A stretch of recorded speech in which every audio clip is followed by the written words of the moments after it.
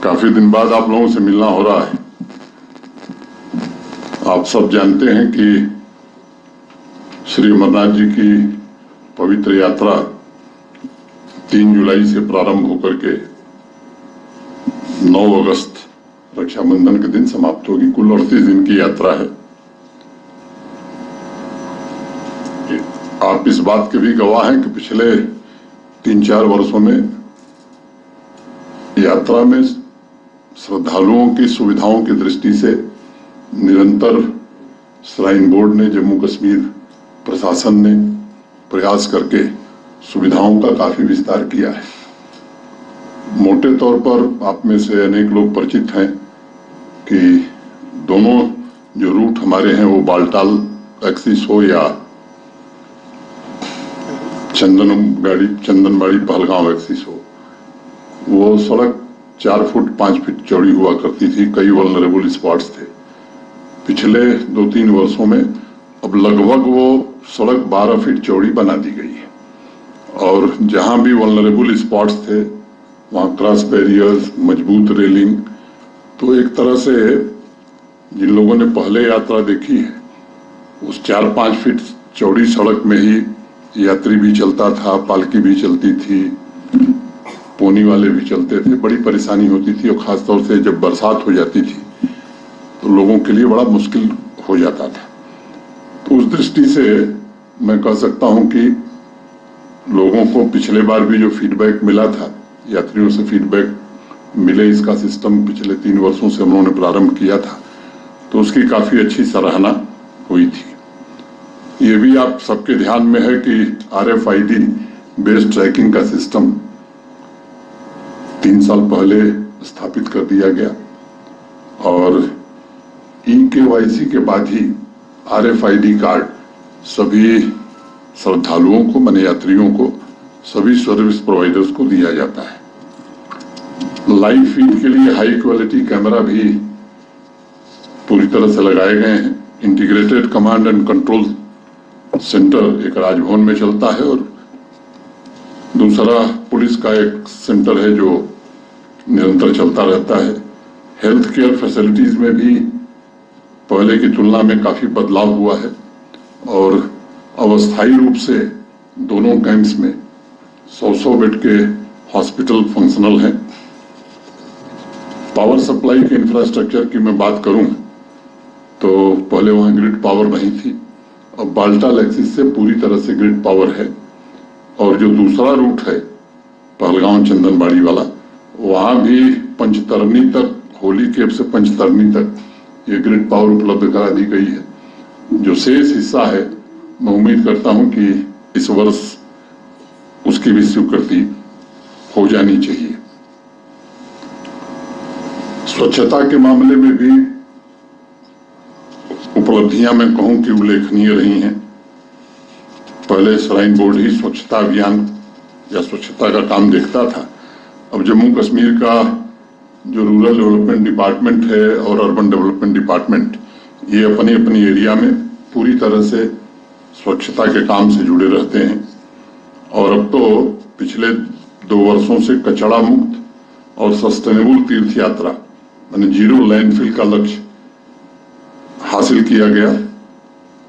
अनेक प्रकार की अन्य सुविधाएं भी यात्रियों के लिए प्रारंभ की गई हैं, चाहे सूरैक हो, क्लॉक रूम हो, हेलमेट का डिस्ट्रीब्यूशन हो, ई-रिक्शा की भी सुविधा प्रदान की गई है और जो पशु हमारे या घोड़े या खच्चर जो चलते हैं उनके लिए पिछले साल से चारा की भी मुफ्त व्यवस्था की गई है। पवित्र गुफा पर प्रसाद के लिए सेल्स काउंटर बनाए गए हैं। खराब मौसम में भी यात्री ठीक से रह सकें, इसके लिए अस्थायी रूप से यात्री निवास का निर्माण भी दोनों स्थानों पर हो रहा है। हम उम्मीद कर रहे थे कि इस साल 30 जून तक पूरा हो जाएगा, लेकिन मुझे कुछ किन्हीं परिस्थितियों में 15 दिन काम बंद हो गया। मैं उम्मीद करता हूं कि बालटाल में तो लोग रुक पाएंगे। नुनवान में काम पूरा 100% नहीं हो पाएगा, लेकिन मेजर पोर्शन उसका भी पूरा हो जाएगा।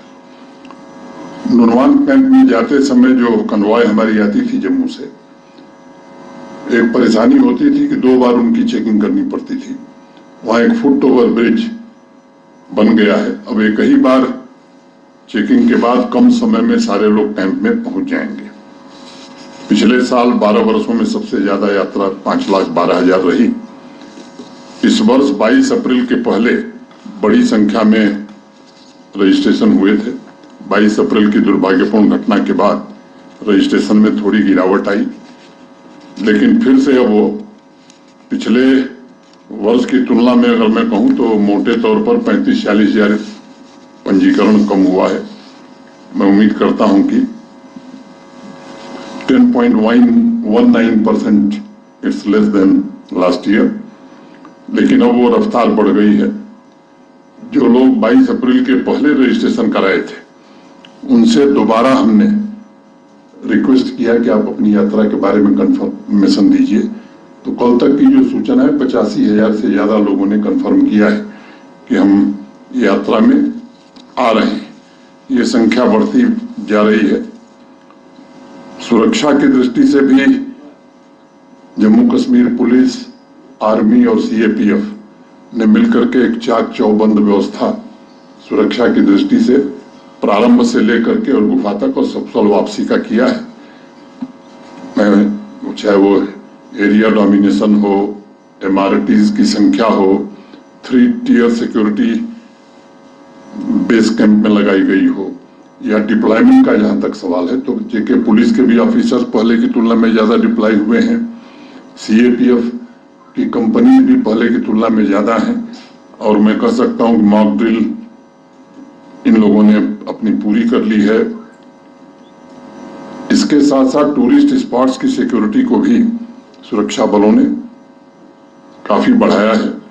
तो मैं कह सकता हूं कि सर्विस प्रोवाइडर से लेकर के हर व्यक्ति का वेरिफिकेशन का काम भी मोटे तौर पर पूरा कर लिया गया है। लखनपुर से ही कन्वॉय का एस्कॉर्ट शुरू होता है, और आप सब जानते हैं कि भगवती नगर जम्मू से यात्रा शुरू होगी। आप सभी पत्रकार मित्रों का भी इस यात्रा में बड़ा सहयोग रहा है। आपके माध्यम से सभी श्रद्धालुओं से मैं ये आग्रह करना चाहता हूं कि हम व्यवस्था ऐसी कर रहे हैं कि सब लोग कन्वॉय के साथ ही आवें, ताकि वो सुरक्षित और सहूलियत से पहुंच सकते हैं। प्राइवेट गाड़ी से भी कोई आए तो उसका स्वागत है, लेकिन उनसे भी मेरा अनुरोध है कि कन्वॉय के साथ ही वो चलें। दूसरा, कई कारणों से विचार करके इस बार हेली सर्विस को बंद कर दिया गया है, और इसलिए हेली सेवाएं इस बार नहीं चलेंगी। कई नए इनिशिएटिव भी लिए गए हैं, जिसके बारे में आप जब पूछेंगे तो मैं बताऊंगा। लेकिन यात्रियों का इंश्योरेंस हो या पोनी वालों का, पिट्ठू वालों का इंश्योरेंस हो, ये सब श्राइन बोर्ड और प्रशासन मिलकर कराता है। मैं जम्मू कश्मीर के सभी निवासियों से, विशेष रूप से कश्मीर के निवासियों से, जो परंपरागत रूप से इस यात्रा में पूरा सहयोग करते हैं, स्थानीय लोग भी, और बड़े उत्साह के साथ स्वागत करते हैं, वर्ष भर इंतजार करते हैं। आप पत्रकार मित्रों ने भी हर बार सहयोग किया है, तो आपसे भी मेरा अनुरोध होगा कि देश भर में एक अच्छा संदेश जाए कि कश्मीर के लोगों की जो हॉस्पिटैलिटी है उसका कोई मुकाबला देश में नहीं कर सकता है।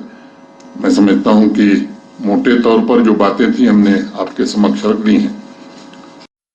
स्वाभाविक रूप से 22 अप्रैल की जो दुर्भाग्यपूर्ण घटना हुई थी, उसका इम्पैक्ट पूरे जम्मू कश्मीर पर पड़ा, विशेष रूप से कश्मीर पर, चाहे वो टूरिज्म हो, चाहे अमरनाथ जी की यात्रा हो। लेकिन मुझे लगता है कि धीरे धीरे सिक्योरिटी फोर्सेस ने जैसे जैसे अपनी तैनाती बढ़ाई, स्थितियों को सामान्य करने की कोशिश की, अब वो कॉन्फिडेंस फिर बढ़ने लगा है। और मैं मानता हूं कि सकुशल यात्रा होने के बाद ये कॉन्फिडेंस और बढ़ेगा, यहाँ का टूरिज्म भी बढ़ेगा, यहाँ का व्यापार भी बढ़ेगा, यहाँ की इकोनॉमी भी बढ़ेगी। ये सच है जो आपने कहा, लेकिन लोग 22 अप्रैल तक 2,36,801 ये रजिस्ट्रेशन हुए थे। पहले की तुलना में जैसा मैंने पहले बताया कि 10.19% कमी है और ये स्वाभाविक है, लेकिन अनेक लोगों के फोन व्यक्तिगत रूप से मेरे पास, श्राइन बोर्ड से रिलेटेड लोगों के पास, जम्मू कश्मीर के अधिकारियों के पास, जिनको लोग जानते हैं उनके पास आ रहे हैं बिना पंजीकरण वाले के साथ ऑन स्पॉट रजिस्ट्रेशन जो बराबर हम करते हैं। तो मुझे लगता है कि अच्छी संख्या में लोग आएंगे, ऐसा मैं मानता हूं। हाँ, हेलीकॉप्टर कई चीजों को ध्यान में रखते हुए अभी कई जगह दुर्घटनाएं हो गई, सुरक्षा भी एक महत्वपूर्ण कारण है, तो ये सोच समझ करके फैसला लिया गया है। और मुझे लगता है कि पूरी यात्रा को अगर आप देखेंगे तो लगभग 8% लोग ही हेलीकॉप्टर से जाते रहेंगे, तो इसलिए यात्रा पर बहुत विशेष फर्क पड़ेगा, मैं ऐसा नहीं मानता। अगला प्रश्न। मैंने पहले ही कहा था कि मैं यात्रा से संबंधित सवाल ही लेना पसंद करूंगा, तो जो आपके क्वेश्चन का पोर्शन यात्रा से संबंधित है उसी का उत्तर दूंगा। बाकी का किसी दिन प्रेस कॉन्फ्रेंस करते हैं और खुला खेल फर्रुखाबादी हो जाएगा, जो सवाल पूछिएगा उसका जवाब देंगे, ठीक है। तो सुरक्षा की स्थिति को आज छोड़ दीजिए, मैं इतना आश्वस्त आपको करना चाहता हूं कि यात्रा की दृष्टि से या टूरिज्म की दृष्टि से बहुत चाक चौबंद व्यवस्था की गई है। और यहाँ मेरे स्तर से लेकर के भारत सरकार के गृह मंत्रालय के स्तर पर अनेक बैठकें करके जितनी अच्छी व्यवस्था हो सकती है वो की गई है। और अमरनाथ जी यात्रा के श्रद्धालुओं के लिए नहीं बल्कि कॉमन मैन के लिए और टूरिस्ट के लिए भी सुरक्षा के इंतजाम हो, इसीलिए फेज वाइज हमने उस दिन कहा था कुछ स्थान हमने खोले हैं, फेज वाइज फिर बाकी जो स्थान है धीरे धीरे क्रमशः आने वाले दिनों में उन्हें भी खोले जाएंगे। प्लीज आप एक ही क्वेश्चन पूछ कब होगी? दूसरा जो हेलीकॉप्टर सर्विस है इसमें रेगुलर क्लास हमारे क्वेश्चन में जवाब तो मैं दे चुका हूं हेलीकॉप्टर वाले, इसलिए उसे रिपीट करने की जरूरत नहीं है। दूसरा जो सवाल है आपका, मैं केवल आपको ये कहना चाहता हूं कि अभी आज हम लोग 26 तारीख है, यात्रा 3 से शुरू होने वाली, तो ट्रैफिक एडवाइजरी, टूरिस्ट एडवाइजरी, ये सारा प्रशासन पहले जैसे जारी करता रहा है वैसे ही जारी कर देगा। इस बार आप लोगों से मिलने का कार्यक्रम थोड़ा मैंने पहले बना लिया है, मुझे लगता है मैं चाहता था कि बढ़िया चाय पहले ही पिला दूं ताकि पूरी यात्रा पर आप लोग ठीक रहें। अगला प्रश्न प्लीज। जैसा मैंने पहले बताया कि जो हमारी टीम्स की संख्या है उसको हमने ऑलरेडी पहले से बढ़ा लिया है, और क्लाउड बर्स्ट का जो असर हुआ था वहाँ irrigation and flood control department ने पिछले 2 वर्षों में काफी काम किया है। मैं समझता हूँ कि मौसम विज्ञानी भी अब प्रेडिक्शन पहले की तुलना में काफी अच्छा दे रहे हैं, इसलिए इन सब बातों को इसमें इनबिल्ड किया गया है यात्रा की तैयारियों में, और बाबा अमरनाथ की कृपा से इस तरह की कोई दिक्कत आने वाली नहीं होगी। इसमें जस्ट ऐड कर दें कि जो वल्नरेबल जोन्स की मैपिंग की गई है दोनों डिप्टी कमिश्नर्स द्वारा, और टेंट पिचिंग और जितने भी वहाँ लंगर्स उनकी पिचिंग है या सिक्योरिटी फोर्सेस के जो टेंट्स की पिचिंग है, that is allowed only in the non vulnerable zones. Vulnerable zones जिनमें पहले टेंट्स की पिचिंग होती थी, जो एक कारण बना था उस टाइम आपदा का, वो टोटली उसको खत्म किया गया है। और पिछले 2 यात्राओं से लगातार इसको एनफोर्स करके इंश्योर किया गया है कि सिर्फ नॉन वल्नरेबल जोन्स में ही टेंट्स पिच हों, और ताकि यात्री और जो वहाँ सर्विस प्रोवाइडर्स हैं वो सेफ रहें। Sir, Zenith from Republic TV. Sir, what the government is doing, अनेक प्रयास हुए हैं और मुझे लगता है कि आप प्रयासों से परिचित हैं अच्छी तरीके से। मैं मानता हूं कि इन प्रयासों के बाद ये यात्रा सफलतापूर्वक होगी तो ये सबसे बड़ा योगदान देगी, और इसलिए इसमें आप सबका सहयोग, कश्मीर के सामान्य नागरिकों का सहयोग, और केवल सोल्जर्स की संख्या नहीं बढ़ी है, उनकी कार्रवाई भी बढ़ी है। मैंने कहा कि इसकी चर्चा मैं अगली वार्ता में करूंगा, इसलिए उसको यहीं छोड़ता हूं।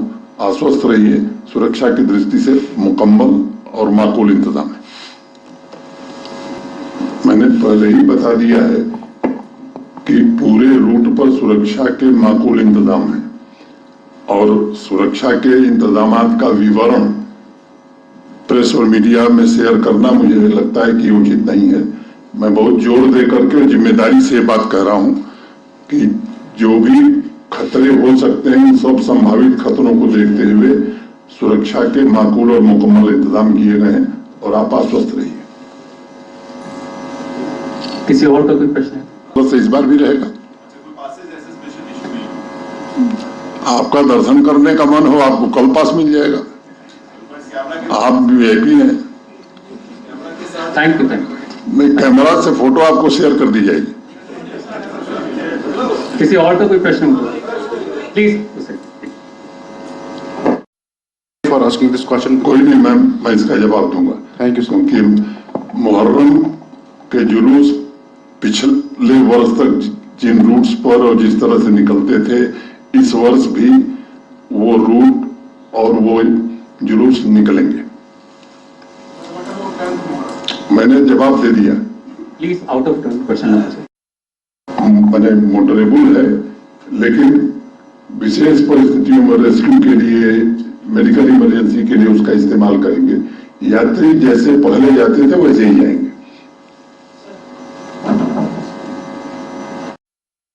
से हर मुद्दे पर बात होती है, आप निश्चिंत रहिए। मुझे कुछ कहना होगा तो सीधे मैं उनसे बात करूंगा, आपकी जरूरत मुझे नहीं पड़ेगी। ठीक है, थैंक यू। Thank you. और थैंक यू।